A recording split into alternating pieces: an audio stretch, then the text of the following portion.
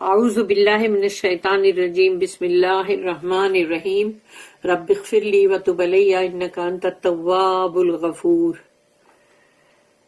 سورہ الحجر آیت نمبر 67 سے لے کے 72 تک ہے، 6 آیت ہے، 6۔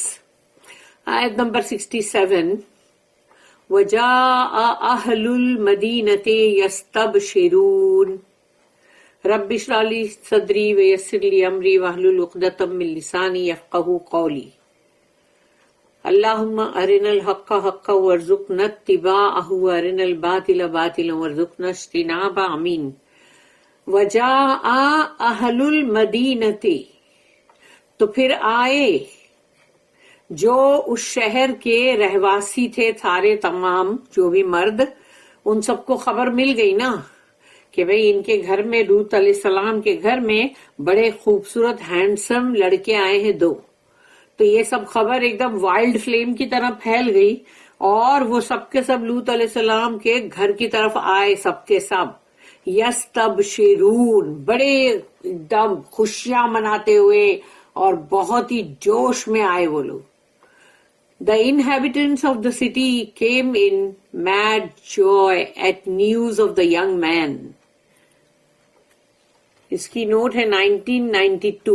They were addicted to unnatural crime۔ یہ لوگوں کو اب اس چیز کا نشہ چڑھ گیا تھا جو کہ مطلب ایک ایسا جرم ہے جو سب سے گھناؤنا۔ And the news of the advent of handsome young men inflamed them۔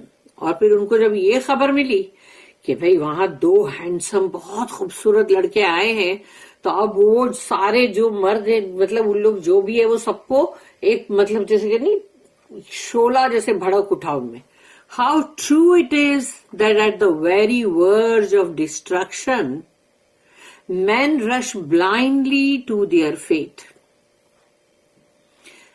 تو کتنی یہ بات سچی ہے کہ جب وہ لوگ اپنی تباہی کے بالکل کنارے تک آ جاتے ہیں، اس کے ورج تک آ جاتے ہیں کہ جہاں ان کی تباہی اب ہونے ہی والی ہے، تو وہ اور زیادہ جوش میں وہاں بھاگ رہے ہوتے ہیں اندھوں کی طرح اپنے اس مطلب مقدر کی طرف کے جو ابھی بہت برا تباہی ہونے والی ہے، تو اور زیادہ بھاگ رہے ہوتے، بولتے سر کے بل بھاگ رہے ہوتے کہ جب ان کی تباہی کا بہت قریب آ جاتا ہے نا، تو بندہ اور زیادہ نہیں ہو جیسے کہ ابھی کھائی میں کودی مارنی ہے، یعنی سمجھو تو اب آ گئے کنارے کے اوپر۔ and cut off any last hope of repentance and mercy for themselves۔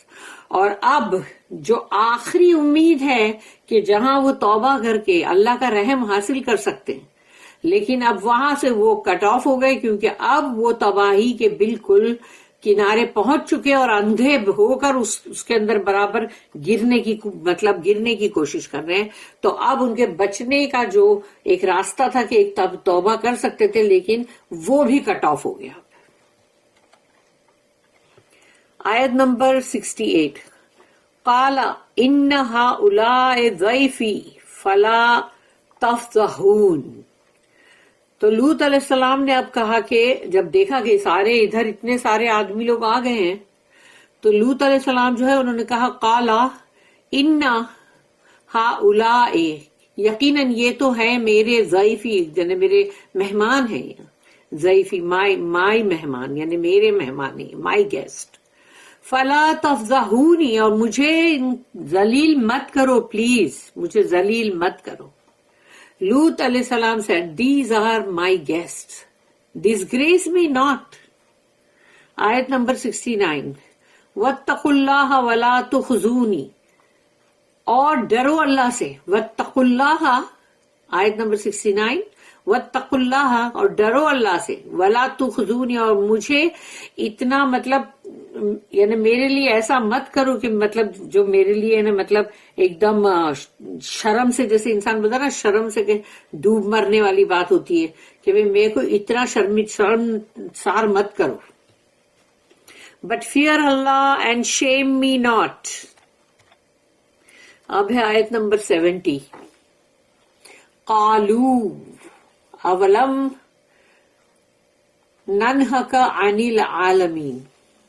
اب ان لوگ نے سب نے جواب دیا لوط علیہ السلام کو. انہوں نے کہا یعنی قالو دے سیڈ, انہوں نے کہا اولم ننہک عن العالمین, کیا ہم نے تم سے نہیں کہا تھا پہلے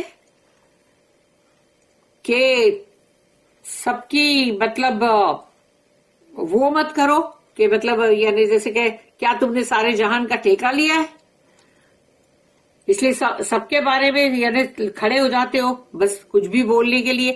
تو یہ سب جو بولنا ہے یہ بند کرو اس کو. یعنی کہ مطلب تم یہ جو سب کے تم لگے رہتے ہو کہ یہ مطلب یہ جو نئے مہمان بھی آئے ہیں تو اب ان کو بھی تم وہ کر رہے ہو, تو کیا تم نے اب کل جہان کا ٹھیکہ لیا ہوا ہے کیا؟ ہم نے تم سے پہلے بھی کہا تھا تو چپ رہو تم, ہم نے تم کو منع نہیں کیا تھا. یہ ان لوگ کا انداز تھا. They said, did we not forbid thee to speak for all and sundry? اب اس کی بھی نوٹ ہے 1993. لوط علیہ السلام the only righteous man in the city, یعنی لوط علیہ السلام جو ہے وہ پورے شہر میں, وہ دونوں شہر بلکہ سڈوم اینڈ گمورا, تو اس کے اندر وہ ایک ہی تھے اکیلے جو متقین اور بہت ہی نیک تھے. had frequently remonstrated with the inhabitants against their unnatural crimes, یعنی انہوں نے بار بار یہ چیز کو کیا کہ دیکھو یہ مطلب اس چیز کی شکایت بھی کی, اعتراض بھی کیا ان لوگوں سے جو وہاں کے رہنے والے تھے اور جو گھنونا جرم کر رہے تھے, گناہ کر رہے تھے. بار انہوں نے ان کے ساتھ شکایت بھی کی اور اعتراض بھی کیا. And they had forbidden him to speak to them again on behalf of anyone. اور ان لوگ نے ان کو بار مطلب جیسے ایک طرح سے وارننگ کے حساب سے کہتے ہیں نا, خبردار یہ سب لوگوں کے بارے میں تم کو کچھ بھی بولنے کی ضرورت نہیں ہے, کہ یعنی کسی کے لیے بھی کھڑے ہو جاؤ, کسی کے لیے بھی کچھ بھی بولو, یہ سب بولنے کی ضرورت نہیں ہے, کسی کے لیے بھی کچھ بھی بولنے کی ضرورت. کیا ٹھیکہ لیا آپ نے سب کا؟ جیسے کہ as if they might tauntingly say he was the protector of all and sundry, یعنی کہ وہ یعنی جیسے نہیں تانے بازی کرے, ارے بھائی یہ تو سب کی حفاظت کرنے کے لیے یہاں پر, سب کی ہر طرح کی, یعنی جیسے نہیں انسان بولتا ہے تو خالی کا. اور some commentators understand the verse to mean, اور یہ آیت جو ابھی ہم نے پڑھا اس کے لیے کچھ مفسرین جو ہے وہ یہ کہتے ہیں کہ اس کا مطلب ہے did we not forbid you to entertain any strangers, کیا ہم نے تمہیں منع نہیں کیا تھا کہ کسی کو بھی مطلب ایسے مطلب اپنے یہاں لاؤ مت, یا ان کو اجنبیوں کو مت آنے دو, ہم نے تمہیں کہا نہیں تھا. یہ کچھ مفسرین کا ایسا سوچنا ہے کہ شاید یہ میننگ ہے, لیکن ان کا میننگ زیادہ سب کا یہی کہنا ہے کیا ہم نے تم کو منع نہیں کیا تھا کہ یہ سب کا ٹھیکہ لیا ہے کیا آپ نے, چھوڑ دو, کسی کے لیے بھی کوئی بات بولنے کی ضرورت نہیں ہے آپ کو. نہیں جیسے کہ ایک طرح سے دھمکا رہے تھے ان لوگ. آیت نمبر 71 قال ہؤلاء بناتی ان کنتم فاعلین, پھر لوط علیہ السلام نے کہا قال ہؤلاء یہ ہیں, بناتی مطلب میری بیٹیاں, ان کنتم فاعلین اگر تمہیں یعنی کچھ کرنا ہی ہے تو یہ میری بیٹیاں حاضر ہے. یعنی میری بیٹیاں کا مطلب وہ نبی ہیں, وہ رسول ہیں, تو ان کے لیے تمام جو سب بیٹیاں جو ان کے گھروں میں شادی ہو کر بھی ہو سکتا ہے ان کے گھروں میں عورتیں ہوں گی جو ویسے ہی پڑی ہوں گی, اور یا تو پھر کوئی سب کے گھر میں مطلب جیسے ہوتی بیٹیاں بہنیں تو وہ بھی تو پڑی ہوئی ہیں نا, کیونکہ ان سے جا کے شادی کرو نا. تو یعنی وہ سب تمام جو ہے وہ بیٹیاں, کیونکہ جتنے سارے مرد آئے تھے تو ان سب کے لیے انہوں نے یہی کہا نا کہ جو تمام جو پورے شہر میں جو بیٹیاں ہیں سب کے گھر میں پڑی ہوئی ہیں تو وہ بیٹیاں ہیں نا شادی کرنے کے لیے, اللہ نے جو چیز کا حکم کیا وہ کرو نا. تو یہ ہے میری سب بیٹیاں, اگر تمہیں کوئی فعل کرنا ہی ہے تو شادی کرو ان سے باقاعدہ, جو اللہ نے جس کا حکم کیا ہے. ان کنتم فاعلین اگر تم کچھ کرنا ہی چاہتے ہو تو یہ شادی کرو ان لڑکیوں سے. He said there are my daughters to marry if you must act so. 1994 اس کی نوٹ ہے. my daughters. In the mouth of a venerable man may mean young girls of the city.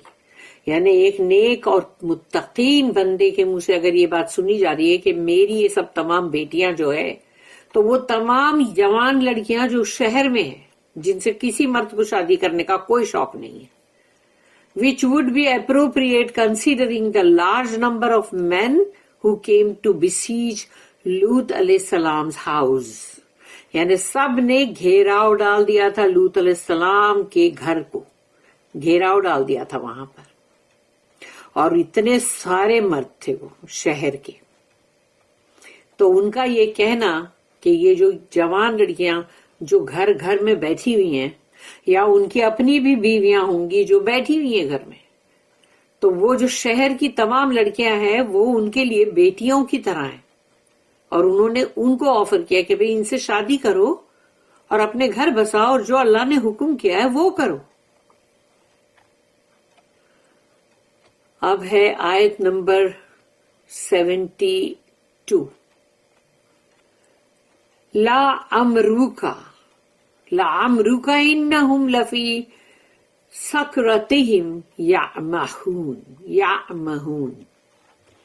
ला अमरुका यानी अल्लाह जो है रसूल अल्लाह सल्लल्लाहु अलैहि वसल्लम को ये चीज जो सुना रहे हैं, कुरान की ये आयतें रसूल अल्लाह सल्लल्लाहु अलैहि वसल्लम पे आ रही है ना, मोहम्मद सल्लल्लाहु अलैहि वसल्लम.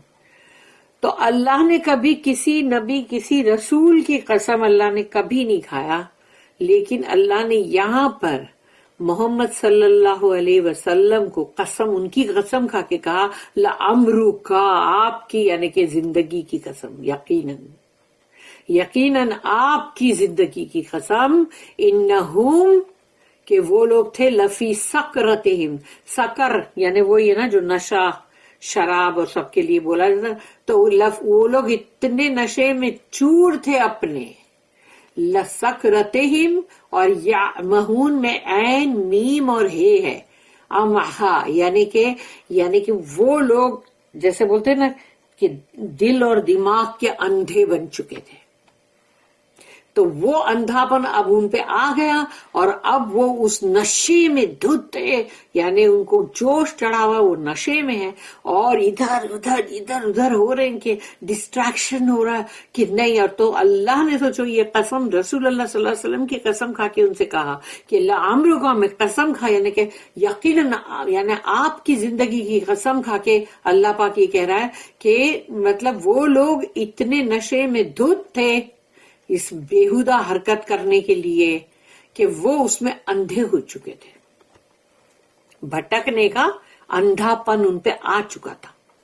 Verily by your life O profit in their wild intoxication they wander in distraction to and fro. इसकी नोट है 1995. The wild mad fury of passion, यानी जैसे कि इंसान जंगली बन जाए, वहशी बन जाए एकदम अपने उस जोश में, वो जो उन लोगों की गंदी ख्वाहिशात में, यानी उन लोग अब उसमें पागल हो चुके हैं. And sin attains its own destruction, और गुनाह जो है वो तो खुद ही अपनी तबाही लाता है ना. जब भी कोई गुनाह करता है, ख्वाह वो गुनाह कोई भी हो, वो गुनाह खुद ही तबाही लाता है उस गुनहगार के ऊपर. And cuts of the last hope of repentance और मर्सी, और आखिरी जो सिरा है, आखिरी उम्मीद कि जिसमें तौबा इस्तगफार और रहम की उम्मीद जो होती है, वो उससे भी वो कट जाता है, खत्म. अब उसके लिए ना तो कोई तौबा के दरवाजे हैं, ना उसके लिए कोई मर्सी अल्लाह की, ना कोई अल्लाह का रहम है. खत्म. वो उसका गुनाह उसको खुद ही तबाही के ऊपर लेके जाता है. अल्लाह हम सबको बचाए ऐसी चीजों से, हमारे बच्चों को, हमारे बच्चों के भी बच्चों को, तमाम हमारी जो नस्ल है सबको बचाए. रब्बना हब लना मिन अज़वाजिना व ज़ुर्रिय्यातिना क़ुर्रतु अय्नि वजअलना लिलमुत्तक़ीना इमामा. आमीन.